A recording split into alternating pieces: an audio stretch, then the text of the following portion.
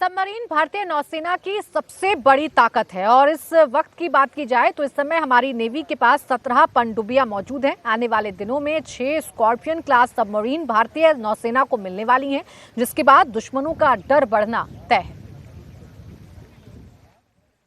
भारतीय नौसेना के एस फाइटर एयरक्राफ्ट जो कि व्हाइट टाइगर और ब्लैक पैंथर दो स्क्वाड्रन इस समय मिग-29K की मौजूद है। एक आईएनएस विक्रांत के ऊपर है और आईएनएस विक्रमादित्य नहीं तो स्टेशन रहती है। वहीं दूसरी तरफ कुल मिला के 17 सबमरीन भारतीय नौसेना के पास मौजूद है। ये ठीक सामने आप देख रहे हैं ये सबमरीन। उसके अलावा आने वाले दिनों में और 6 स्कॉर्पियन क्लास सबमरीन भारतीय नौसेना को मिलेगी और इससे दमखम और बढ़ेगा। यहाँ तक कि न्यूक्लियर कैपेबल जो सबमरीन है अरिंदम, उसका ट्रायल चल रहा है और 2026 और 27 तक संभावना ये जताई जा रही है कि वो भी भारतीय नौसेना के बेड़े में शामिल होगा। ये पहला मौका है जब ऑप्स डेमो को इस समय केरला के तिरुवनंतपुरम में किया जा रहा है। दरअसल इसके द्वारा ये संकेत बिल्कुल क्लियर है, अरेबियन सी में इस समय डोमिनेंस भारतीय नौसेना का है। यहाँ तक कि सबमरीन का डिप्लॉयमेंट भी अलग अलग जगहों पर किया गया।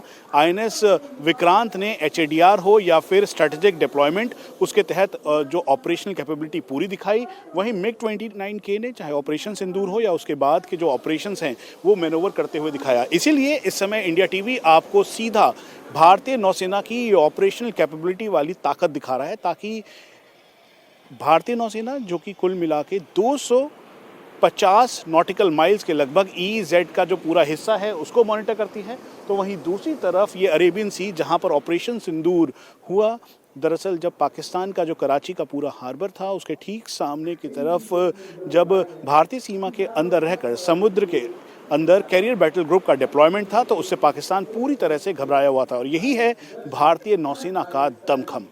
अब भारतीय नौसेना के माकोस कमांडो आतंकियों के लिए काल है। अगर इस समय की बात करें तो माकोस कमांडो ऊंचाई वाले इलाके जैसे जम्मू कश्मीर में भी तैनात हैं।